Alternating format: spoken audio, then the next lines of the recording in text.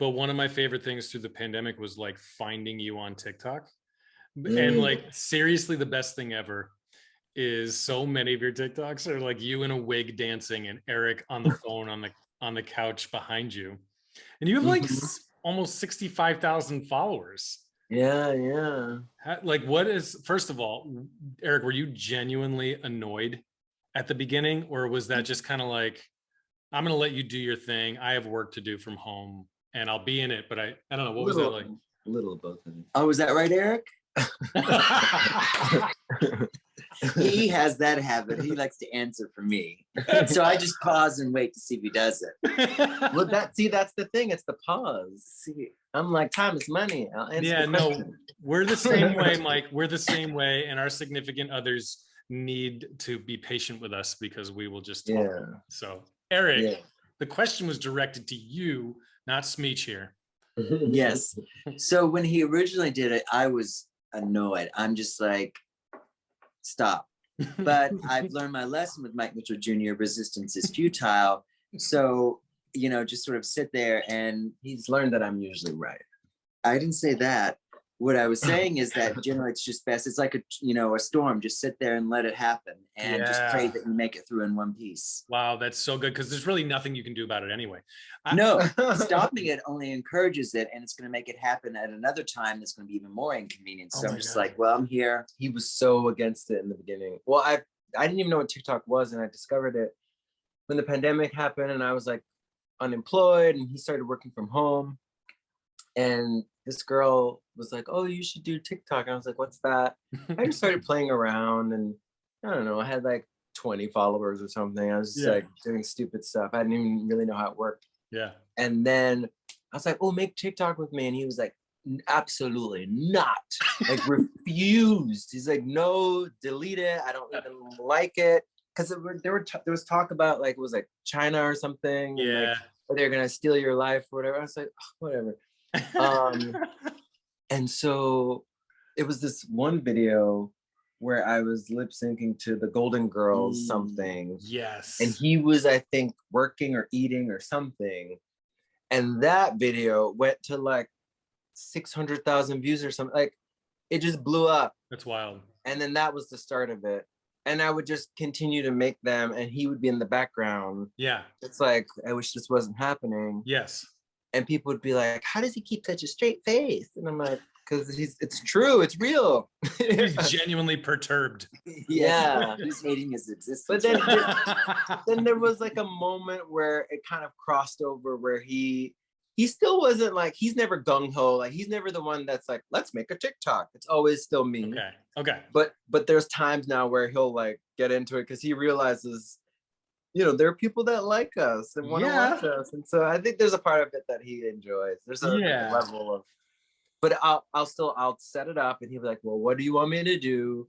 And I'm like, no, we're not changing anything. Like, just literally do whatever you want to do. Just be you. And so sometimes he joins in, sometimes he's genuinely annoyed, sometimes he's just sitting there actually on the phone or doing whatever he's doing. I love that. One thing that I've learned through his TikTok videos is that I can keep my eyes open without blinking for quite a while.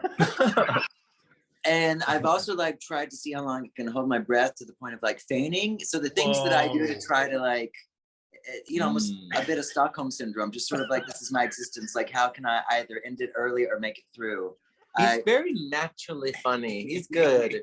It's funny, like I'm like doing so much, I'm doing the most. Yeah, right. And that's just my nature. And he's just back there, doing his thing, just being him. And probably I'd say 60% of the comments are like, I your love husband's Eric. the star. Yeah. Like, oh my God, I can't take my eyes off them. Or like 90%. It's like the classic like goof like person and the straight man. And the straight, which like the person that's just not engaged that same way just really works. Yeah. And some people prefer the straight. Like, man, what's the other word for that? There's got to be a new. Yeah, the word for straight. Comedy, it's like the straight man, right? Like in my heterosexual. That's it. Heterosexual man. The thing is, say maybe someone who's vanilla or just sort of like. Yeah, well, the thing that comes to my mind is my brother, who is also TikTok famous, by the way. My older brother made this character that like early teen kids love called Killer Jones. He's got like 1.1 million followers and shut up. Yeah, well, see, now he really is TikTok famous. He is, yeah, he is. In the scheme of TikTok, we're not that. No, I know it's a weird amount. Like it's crazy that 65,000 followers is like not famous according to TikTok. It is and it isn't. But yeah, we'll get back to that. But the thing that comes to my mind when I think of like the goofball and the straight person is Dean Martin and Jerry Lewis, because that brother was like always watching that in the house. So those classic comedy teams were always some like it's like Laurel and Hardy, like one goofy one like really serious one. I don't really know any of these references because I'm so young. Whatever. You're not that young. You're like 8 months younger than I am.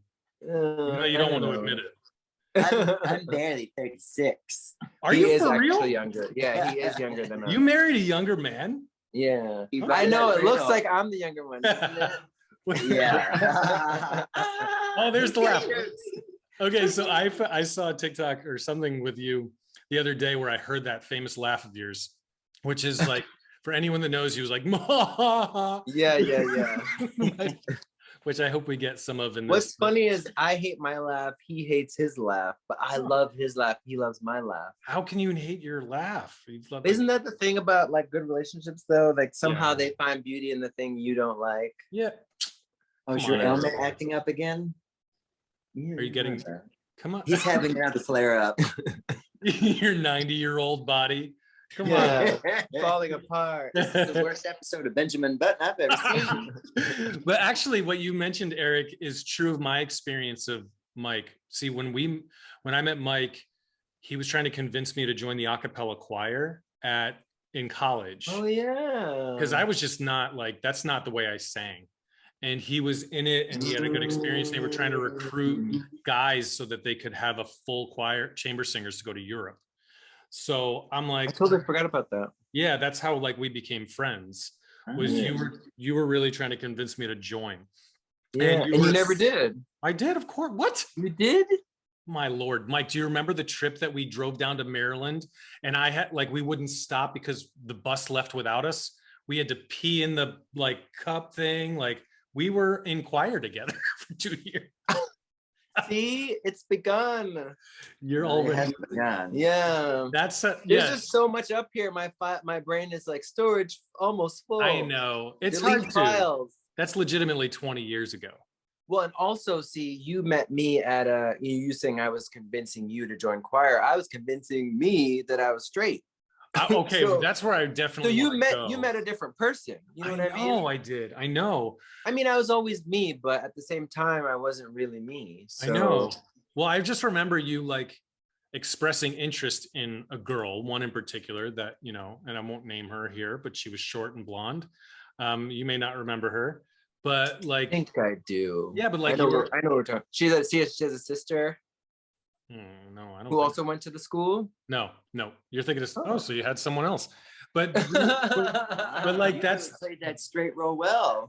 Yeah, so it wasn't until after you were at Eastern Nazarene, which is, you know, for those listening that don't know, is a pretty conservative Christian school near Boston. From which I was expelled. You were expelled, but not. But for nothing being to do with for being in a girl's dorm or something, weren't you? Yeah. Ironic. I know. Which actually Manny's on the podcast next week, and he's, you know, he was also in trouble for that same exact night. Yeah. He was there that night too. Yeah. But I had already been in trouble 2 other times prior, and I was like on probation or something. Which is nuts because you're like not a troublemaker in that way. But right. I loved that school. I was like an advocate for that school. I know. We were both. You and I were both on the marketing materials. Mm-hmm. Yeah. Well, because I was their only Black person, so they were like, they put me on everything. Come to our school. See, we have a Black person, and he's so happy. We have one of them. Yeah, we've got one. See, diversity. But that wasn't until after you left that you either what? So you're saying you were pretending. What did that look like for you to be honest with who you were, or recognize that about yourself? Let me tell you, I was so I was so deep back in the closet that I didn't know I was in a closet. Yeah, wow. I just kind of thought everyone's life was that dark and like with clothes everywhere. Yeah. But like I was just because of the way I was raised, and then like going from one bubble to another bubble, because ENC was so connected still to home, even though it was like 3.5 hours away. I went to Rock Hill Church of the Nazarene, and then now I'm at Eastern Nazarene College, and so there were some people from church there, and like so it was still like connected, you know. And so I didn't feel like I was still at home in my brain, and too close to anything to even allow myself to think about anything like that. So you weren't attracted to guys at ENC? Oh, absolutely. So you were, but I was so good at lying to myself. Yeah. That see, I've been acting since from birth. Man, that's legit. I didn't even realize it. Wow. But it was like I was so good at like I had just convinced myself that maybe all guys think this stuff. Like, oh, I'm looking at that guy because I just kind of want to look like him. I don't necessarily want to be with him. I just I want those abs, or you know, or like friends that I had, and like a friend, someone I won't mention the name of, that I was so close with. Yep. That you have this same tattoo of? Which is visible in this video. It sure is. I'm like, we're so cautious about the things we say as if this is live. I know. I mean, it's like, we just don't want to mention people's names that, you know. But like in hindsight, I feel like that might have been maybe like my first love or something. Yeah, for sure. Of course. Like he was like my best friend. Man, we all, like, to be real, it was a small group of us that were friends, and we like definitely thought the two of you were like into each other. I mean, there's for sure. Yeah. Yeah, well, like you guys would lay on the bed and tickle each other. We did? 100%, Mike. Like I don't know. I didn't feel uncomfortable with it. Like we were around theater people. Like for me, it was just like people I don't know. It's so interesting because this person is, you know, straight, and married with children, and but it's interesting. I wonder, because you know, when you're young, you try things, you experiment. We never did. No. But I wonder if because I secretly was pushing him to his bound, like to his very edge. Yeah. And then I was like, because of what I wasn't allowing myself to be, I was going there, and he was meeting me there. And man, that's interesting, because in no conversations that I'm aware of, and Eric, I want to get to your experience as well, by the way. In no conversation that I'm aware of 20 years ago were people talking about gender and sexuality on a spectrum the way they are. Right. So it's very possible that the gentleman that we are speaking about is on a spectrum. It's somewhere, you know, where that was able to meet you on, like you were on your journey, that maybe that person wasn't or ever will be comfortable expressing fully, right? You just never know based on people's experiences. And also maybe because of, you know, it was a Christian college, and that's so much of what we talk about on this podcast is how a lot of the people I talk to have spiritual trauma, and how religion has prevented them from being their most authentic selves throughout their lives. That certainly was true for me, certainly was true for you. And yeah, Eric, I know we'll go back and forth, Mike. You won't be left out, I promise. But you'll get to answer for Eric anyway. It doesn't matter. Absolutely. You grew up in the South, didn't you? Kentucky, yes. Yeah. So I imagine for you, like there was some challenge connected to being fully able to express yourself, but I'm just projecting or assuming there based on what I know of Kentucky. So I don't know if it's a bit of irony, but I feel like our experience is like I had it far better than he did. Wow. Yeah. You know, granted, even though we have a 4 to 5 year age difference, I feel like it's certainly in realm of like acceptance and all of that and progression, 4 to 5 years can be decades. Sure, absolutely, yeah. You know, just because between, you know, when was it Lawrence v. Texas, I think it was 2007, a Supreme Court case that said you can't criminalize same-sex interactions, you know, same-sex sex. Right. See, the attorney pulls out that stuff. I love that stuff. I'm like, stuff. well, Will and Grace first debuted. Right.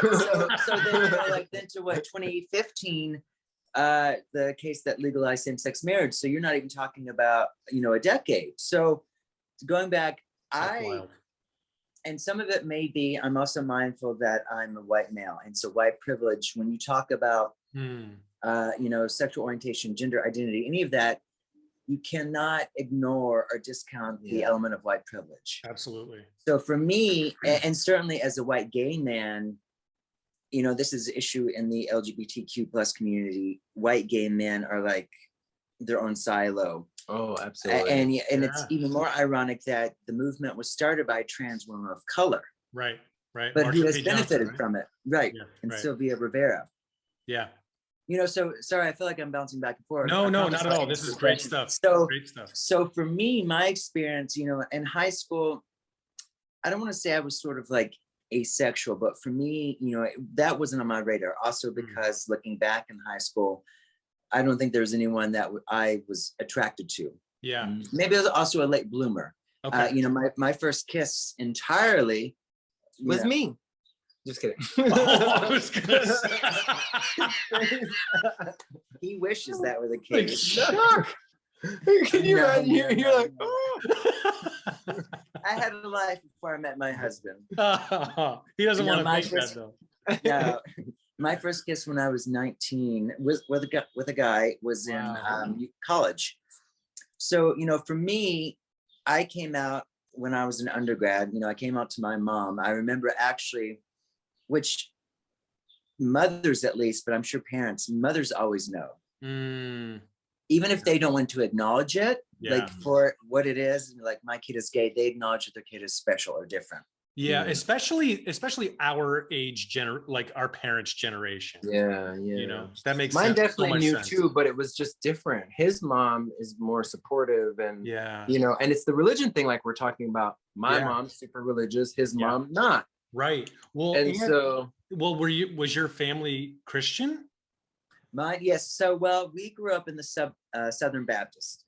I mean, so this is mind-boggling to me that your mother was accepting within the Southern Baptist tradition. Yeah, you know, and I don't know if it's maybe because I eventually found out that I think we just went to church as it was tradition.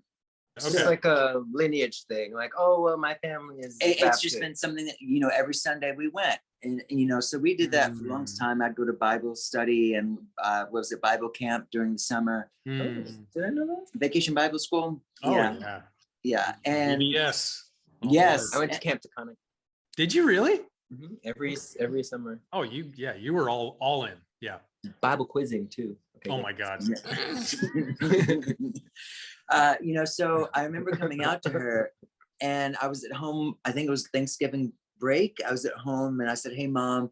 And she was married at the time. And I was like, can we talk? And she's like, yeah, let's go wash your car. So in a car wash that you drive through, we were sitting in the car as it was being sprayed by water. I came out to her. Wow. She couldn't escape. She couldn't escape. Right. So we were in there. I didn't know this story. Yeah. And so we went through and then we had to go somewhere. So I was getting ready and she came up to me at the house. She said, Eric, no matter who you are, I will always love you. Come on. That's how you do it, Mom. And, you know, certainly I think for her, she knew.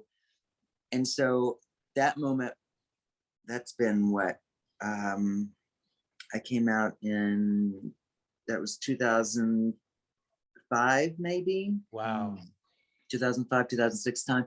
So, you know, that long ago, her progression, I mean, she's gone from, and I don't say she was hesitant, but I think it was just new for her. For sure. Yeah. You know, because the only other, I mean, in my family, my uncle is gay. He lives in France with his partner. Okay. I think her brother.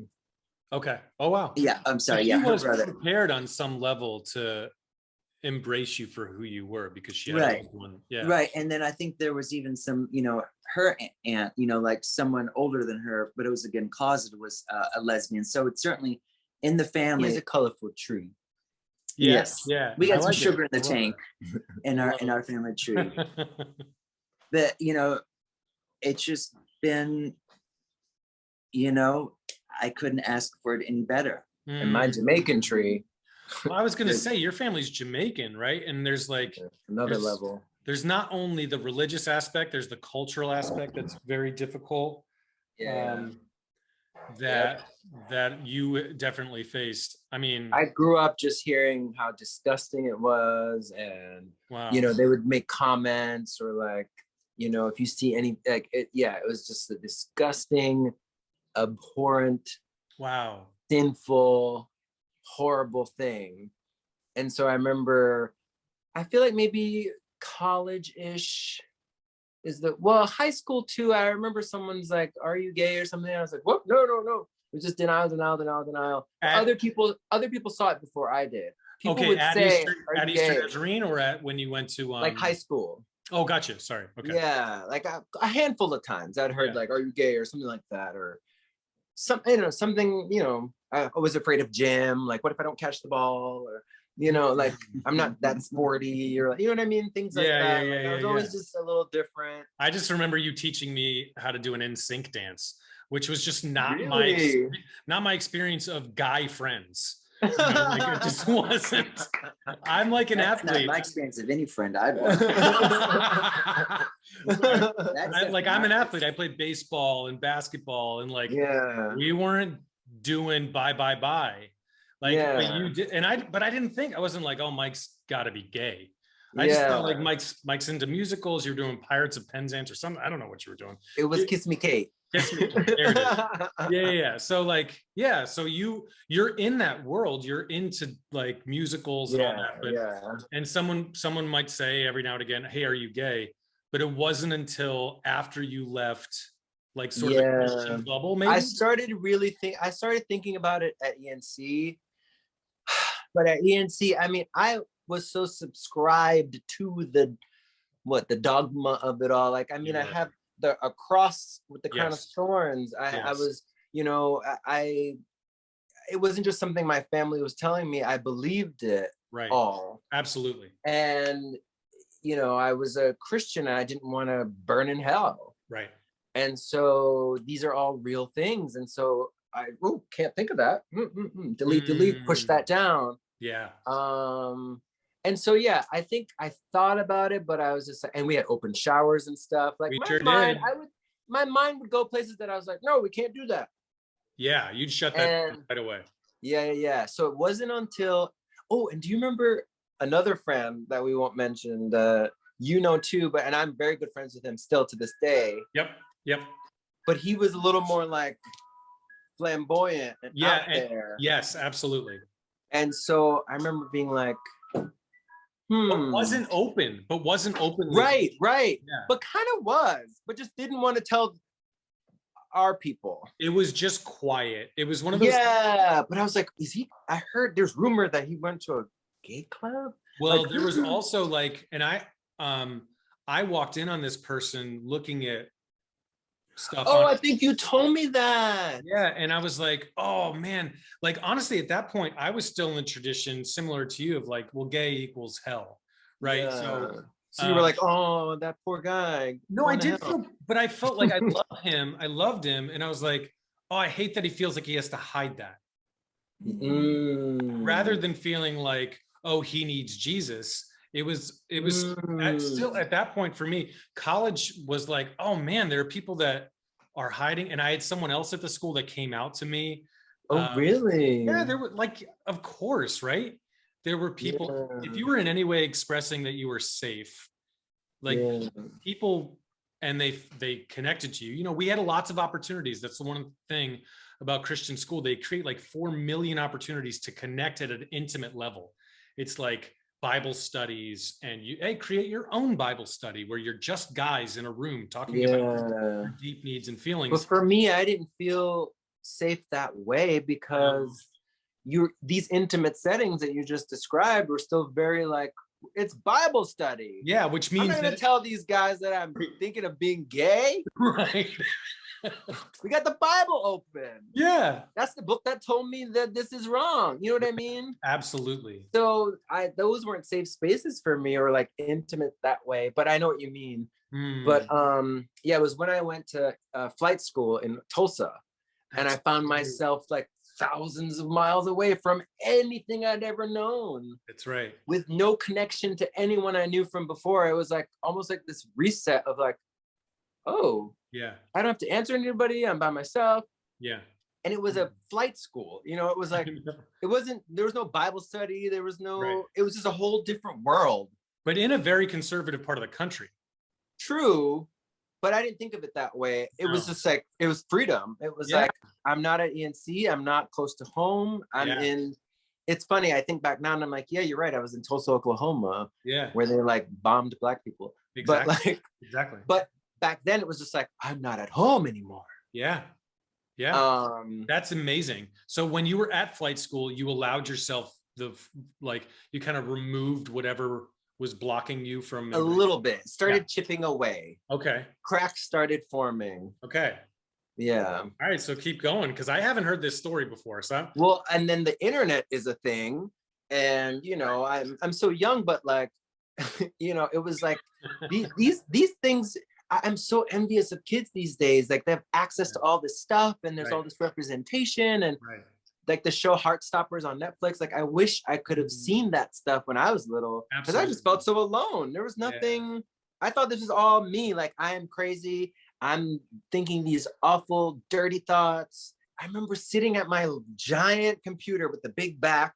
It was a gateway that you need like friends to help you carry. It was like with the boom box, the tweeter speakers, the CPU, the head. So, and I remember I was going www.board.com, like making up, like seeing what was a site. Yeah, right. Like seeing what was a site. I just remember, you don't remember that because you're the 4.5 years. How many CDs did you use to get online? Well, that was the thing though. That was. It was because AOL had like beginning. AOL, yeah.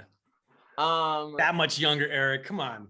But I remember it like it was yesterday. See, I can't remember teaching you bye or convincing you to join the choir, but I remember sitting there in Tulsa, Oklahoma at the laptop. Yeah. The door was closed and I was like heart racing. And I went www. And I was just typing random things. And I went www.gay.com, and a whole world came up. I was like, oh, and it was an actual site. I don't even know. Is it a site still? I don't know. But they had like chat rooms and all kinds of things. It was like a whole world. And you would go into these chat rooms, you could pick the category and talk to people that are like kind of like you. Yeah. And my screen name was like Straight and Curious. Whoa. That was my screen name. That's to show you where I was mentally still. No picture. So while Eric's coming out to his mother in a car wash in 2005, you're typing in gay.com and like still chat rooms. And still terrified that I typed that with no picture. I still hadn't kissed a boy yet. I'm 20 something at this point. Yeah, what? I was a boy. I kissed a boy. But yeah, I was a late bloomer. Talk about late bloomer. Well, I don't know if it's about blooming as much as it is like you really believed in the thing that you were brought up with, and it prevented you from like believing that you could still be okay. A lot of self-hatred for a long time. Like, this cannot be me. This thing that I was told is so bad, like that can't be me. Yeah. Like, why me? No. Is this me? Brutal.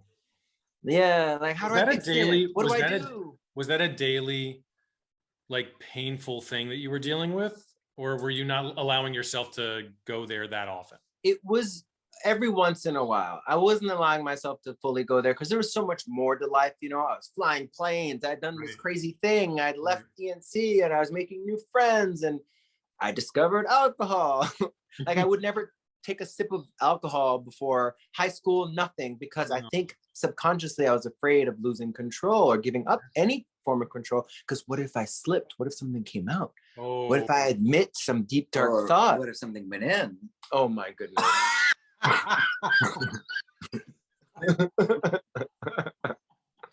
That's a real possibility too. And the thing is, but that is even more like context to you getting kicked out of this school. You're a kid who didn't swear, you didn't drink, like you didn't go to all the parties, and didn't do anything. You still found a way to get kicked out of this, which only goes to show what kind of cage like we were experiencing at that place for every, definitely for someone who wasn't sure about their sexuality. Like what does like coming out look like for you, especially, you know, with the framing of this is Jamaican family and religious, and then at some point you introduce them to your boyfriend, right? Like what is that whole experience? Oh my goodness. I know that's a fun to ask, but like, and you're asking someone who already tells really long stories.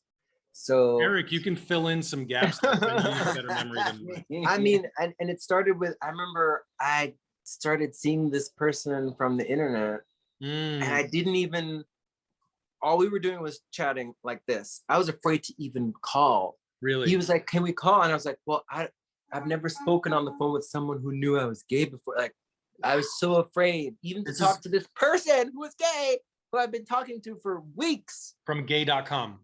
From gay.com. And so then we finally, he sent me a picture, and this is, 2002, one maybe. Okay. So, I mean, when someone says, oh, I don't have a picture, they really don't have a picture. Like, like, oh, I have pictures that I got this roll of film I still have to develop, they don't have a picture to send you. And so I didn't even know. He sent me one grainy picture once, whatever. We finally started talking on the phone, and he was in Arkansas at the time. I was in Tulsa, and we decided to meet, and he drove over and visited me. I had 2 straight roommates in flight school. Wow. And I told them my friend from Christian college was visiting. Oh, it had to be the cleanest of visits. It had to be, not only was it just a friend, but he was from my Christian school. Oh, of course. And they were like, okay.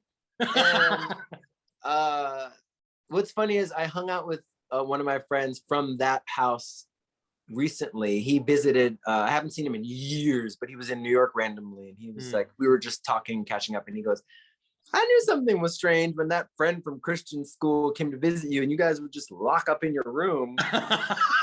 And like, because you have a friend visit, you would kind of just hang out with everybody, but we would just go to the room and lock the door. Whoa. And like talk and get to know each other, whatever, in the privacy of my room. Yeah. Play doctor and all that. It was Tulsa, Oklahoma in 2001. My room was massive, and a walk-in closet and everything for like $1 a month.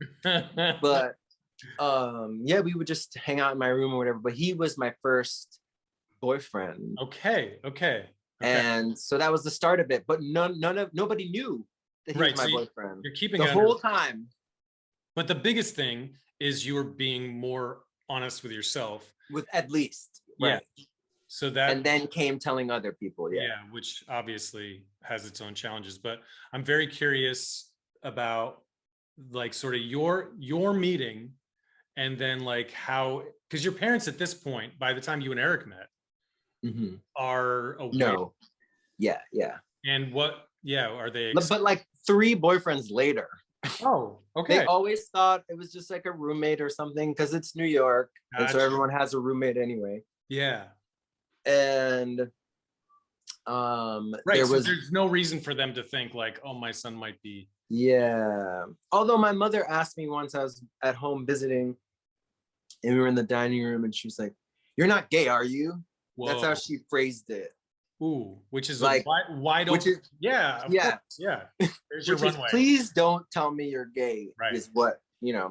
So I was like, I think my response was, "Why would you ask me that?" So I didn't answer. She didn't really ask. I didn't really answer, and we kept it moving. I came out to my mother in a text message. Yeah. Okay. 2000.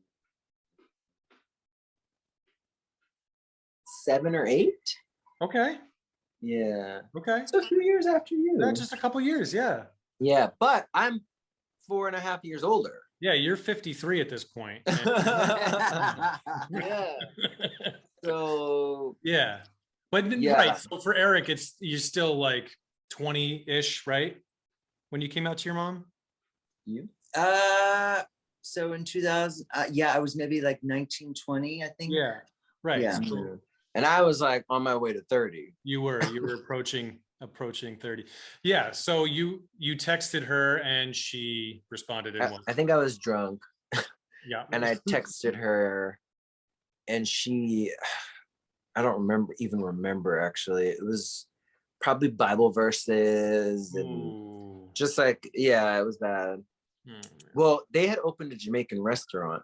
Okay. And I was going there the next day on a train to sing Bob Marley songs. Really? At this restaurant. Wow. And I was going with my boyfriend at the time, who was my friend. And the night before, we were at this bar. I had a little few, and I was like,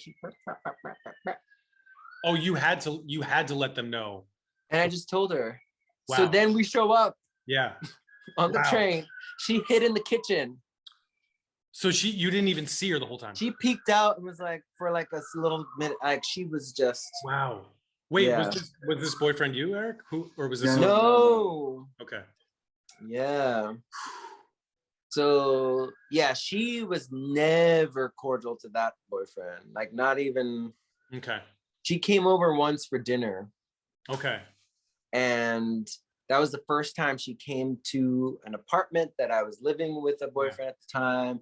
And she just sat there and like, I remember she was like, we were about to eat and she was like, you don't pray in this house? And we started praying. And the prayer was not about that food.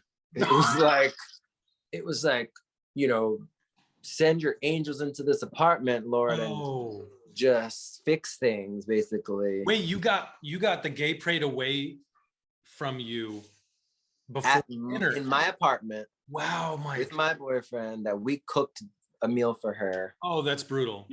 Yeah, that's brutal. Okay, yeah. So that's how it started. But my dad, for some reason, from the get-go, is just better at like, I guess, compartmentalizing. Like he believes the same thing she believes. Yeah.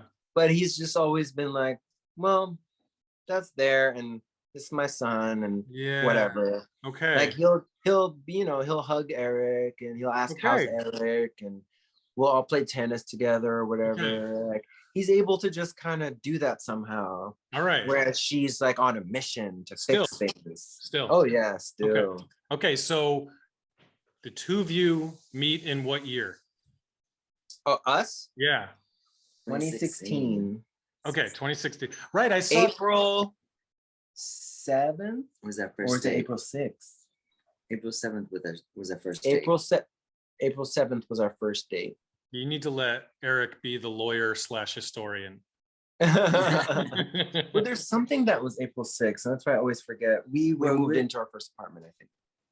Yes, together. We were originally supposed to have our first date a few days before, but your surgery got changed around. So I was having a surgery. Was this for something that you looked up online that you needed? Or no, it was real. It was the start of things I had to fix. The age had started. Yeah. So you start dating, and obviously, you fall in love. The rest is history. And at some point, you get married. You call each other. Well, love will come someday. Love will come someday, right? You're just roommates still. But like, okay, so Eric, for knowing that this is what's going on for Mike and his family, what was it like for you to meet or to like come into that? Well, I didn't meet or come in, I didn't meet his parents for almost 3 years. When was it? When did I first? It was a while. Yeah. I met his mom, like a couple months? Yeah, after we first started dating, you met mom and my nephew. He was like, you can't, my mom is visiting, but it's too soon. You can't meet her. And I was like, okay. And then like he went to pick her up at the airport or whatever. And he asked me to I was at his apartment and I was leaving, and he goes, do you mind cleaning up my apartment before you leave? Because I left stuff out and I don't want my mom to. And I was like, make me sound like an asshole. No, but it was right. I was. But not only was I not gonna meet her, but I cleaned the apartment up a little bit.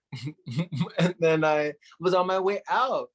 And then you texted me and he goes, actually, she really wants to meet you. Is that okay? Oh, come on. All right. So, that, and this is the thing that really, that just every day I love Mike more and more, is his level to your torso so much to forgive, but also just to accept me for being me. And that Eric was certainly a different Eric, and that response was me, my own trauma. Like, now I don't give two shits. If you're not willing to accept everything that is Eric Wade Hughes 100%, then I don't want you anywhere near me. And so that acceptance also goes, to Mike. So yeah.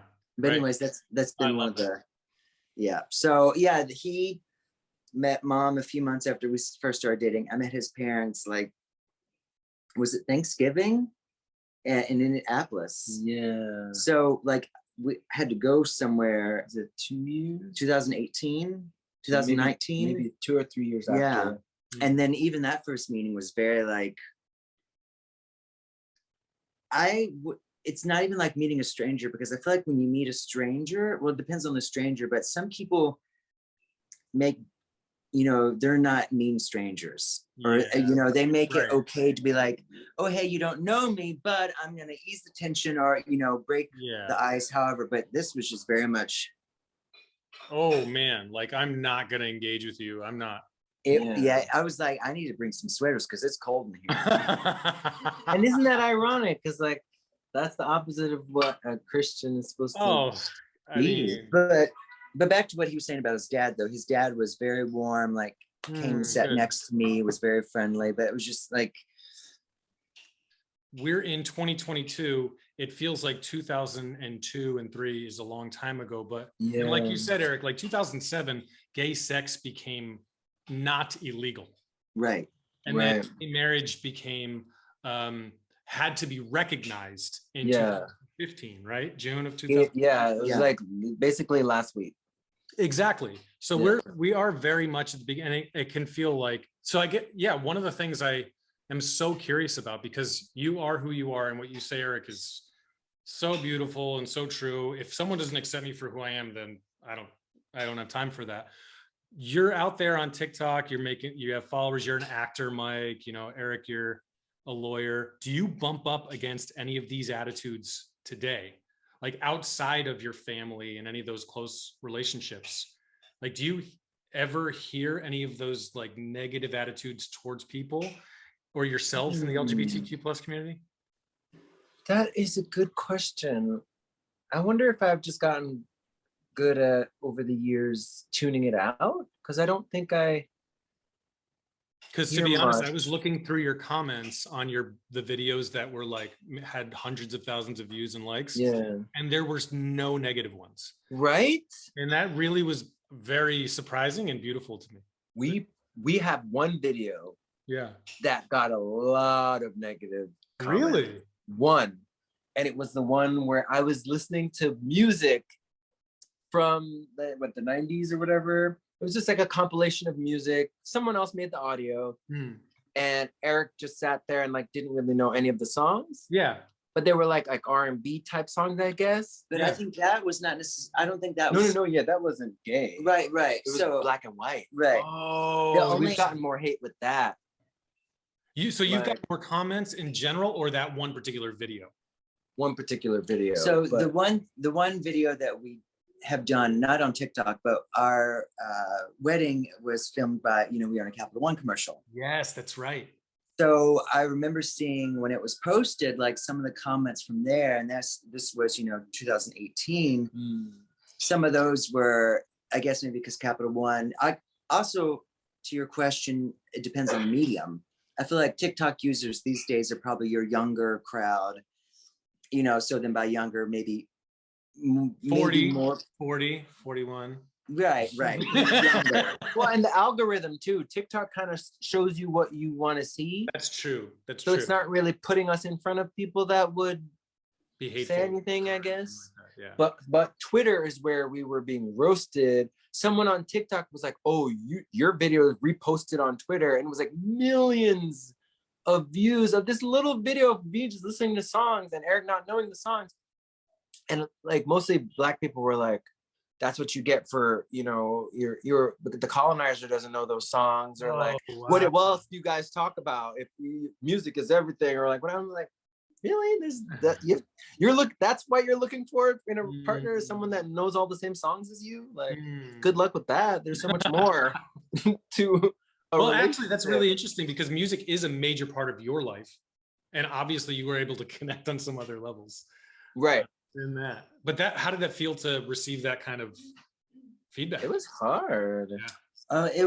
For you, for me, I take it. It was sad because, and this is something that's taken me a while, and not to react too negatively, but it's sad when someone reacts that way, because it's like you're missing out on so much that life has to offer by being in this narrow view. And not saying that you have to necessarily agree, but it's just like, that's the approach you're taking. Like, you don't know us, you came across our video, and this is the energy you're choosing to put out. Well, I find it interesting. Sometimes it's marginalized people or people in the minority that are the most like triggered of prejudice in some ways. Like, going back to the thing about gay white men can be some of the most racist people. Really? Like, you know, I remember back in my day, you know, pre-2020, when racism was like on display. Yeah. And it was like, you'll have like the gay apps and stuff, like no Blacks, no Asians, no families, not into Black guys, just like on the, like, just like plastered on their profile, like on a Black, don't even talk to me. Like on a dating app. Yeah. Wow. Or like, you know, in real life, like going into a bar, even in New York City, a place that's very diverse, you go into a bar, and a gay bar, and it's like the white muscles and the, you know, and it's like Abercrombie and Fitch types. And then you're just kind of in the corner, or like, you know, they don't want to, just things like that. Wow, I did not realize that. Okay. Yeah. So likewise, a lot of Black people can then, you know, they'll have some things to say when it's like, oh, you're self-hate because you're with a white guy, or so they are responding to racism within that community for sure. So so as people who have found love together across, like, you know, despite those challenges, maybe, like, you now are still interacting. That's 2 years ago. You're still interacting with that world, which is like white people, whether they're gay or straight, tend to have racist ideas about people of color in this country. I mean, I think it's just the world we live in, and I've just gotten to a place of acceptance, I guess. Yeah. So it doesn't bother me as much. Yeah. But I think, like, even just walking on the street or something, we're not like holding hands or anything. Yeah. And I think there is something deep down that's still, you know, afraid, or like, what will people say? Or even though it's 2022, even though it's New York City or Jersey City or whatever, it's like, there are, you know, like, if I'll see him and we meet and like, oh, hey, and I give him a kiss, sometimes it's like, who saw that? Oh, man. You know, like, still. For you, Eric, is that the same? Do you have the same feeling? You know, I do, about the hand holding thing, which for me, I don't know if it's, so to the point about, you know, like the racism, there's a lot of deprogramming that we all have to go through. Right. And I just think some people maybe stop or don't ever want to do the work. So the thing about holding hands in public, it's like, I've thought about that. And is it because I'm like embarrassed, or is it that I don't really like public displays of affection? Yeah. Yeah. You know, and so there's that. But for me, I now just don't really care. Yeah. You know, to Mike's point, you know, it is 2022. We are in New York City and Jersey City, but it's sometimes you see the news and it's like, are we regressing? Certain parts of this country are like saying, you know what, we've reached as far as we want to go. We actually want to go back to 1950. Wow. And then it's like, well, is someone like that going to come up here and see us on the street and just like, you know what, those two faggots, you know, let's put a bullet in them. Right. Yeah, there are times where, you know, certain things I'll want to wear or whatever, I'll second guess, because even though it's New York City in 2022, I don't want to draw that attention to myself. I don't want to.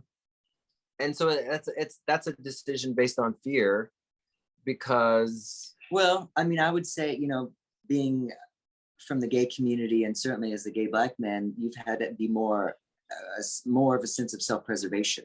Yeah. Like biologically, your body, your mind has said you need to do things to stay alive. And that true. unfortunately has been, you've needed to curtail the expression of your true self to stay alive. And that's, I would say that's born out of rational fear. True. I mean, and that's sad. Because it still happens. Right. Yeah, there's hate crimes, and, you know, people get beat up or whatever. Absolutely. And no matter what, I mean, you don't know where you're safe or where you're not safe just because it's a, you know, a certain place. And I think that, you know, you talked about having health fears. The fear that you just described is far more rational. You know, it's like that's something to be cautious of. And like, you know, we genuinely, it is those things that people need to hear more and more, because just because you see on social media that something is accepted within your particular group that you're investing in, because that's what social media does. We've said is it gives you what you want. The world outside isn't doing the same thing. Right. And holding hands, the two of you, you have no idea what to expect if you're going to kiss each other or hold hands in public. Yeah. It's a very real thing. Yeah. Man, that's brutal. But to your point too, I wonder that too. Like, maybe I just, even if I was straight, like, what is the point of public displays of affection? Yeah, it's kind of like ownership, like, this is mine. Yeah. Because I mean, there's some like displays of affection that's cute, and some that's like, you know, I didn't sign up for this National Geographic episode, you know, no thank you. Or just you'll see us, or like I'll see a straight couple and the guy is constantly like, he has to hold her hand. Yeah, okay. And she'll step away for a second to check a phone or do something, and then the hand goes back. Like, oh wait, that reminds me of a speech memory. Oh, you were the person that held your hand. Yes, that, and you, like, if you're walking down the sidewalk, Eric, tell me if this is still true. He doesn't let anything come in between you, because, right? Do you still do that? I was always doing that. That was you. I don't know anyone else that ever did that before. I would be walking. I'd be walking down a street in Boston with Mike, and if there was a pole, I just, you know, fine, I'll go on the other side. He'll go on the. He wouldn't let it happen. Like he wouldn't. That has caused me so much stress out of these streets. I have had to cut off so many people to prevent us being separated by some. And one time he got so mad at me in the street. He was like, you know what? I'm not doing this anymore. I'm just gonna walk where I'm gonna walk. And so no, I do, and I watch him sometimes, and he, you know, he's salt, you know, trying to overcome the curse that whatever. But ever since you did that one time walk, things have changed. Oh man, is this coming? This is the moment you made that joke? No, but seriously, that warms my heart a little bit though, because my memory's so foggy with things in the past that you saying that, I'm like, oh, I really was always me. No, that's okay. That's really great, because you were you. Like, the guy I'm talking to right now doesn't feel different to me than the guy that I was friends with 20 plus years ago. The only thing that I experience is different is more of you. You're just like, you know, and that's beautiful. There's nothing more beautiful than getting a whole person like that loves themselves, like, and you're in relationship with that person. That's what the two of you describe about your marriage. And that's what I love about talking to you now is I don't feel like I feel like I did 20 years ago, even though I hope that I don't have the same drives. I'm very different in terms of the way I think, but like my essence is the same. Yeah. You know? And I think hearing what you two have to experience as a gay couple in 2022, which is like your life of, you know, definitely more Mike than you, Eric, but still a lot of hiding from yourself and from society, and it's just in levels. One's religion, and then one's just society at large. It's just this constant struggle that I don't think people that are in just cisgendered hetero relationships are ever having to think about. And that there still needs to be so much advocacy and like changing of hearts and minds, because that's where, like, as we've seen with abortion, policy can go backwards if hearts and minds don't change. Yeah. And I know, Eric, as a lawyer, you probably think about that stuff a lot, but it's, to me, one of the things as I talk about this stuff during Pride Month, I want to be like so much more vocal about how people are still aren't able to fully express themselves in ways that I get to without even thinking about it.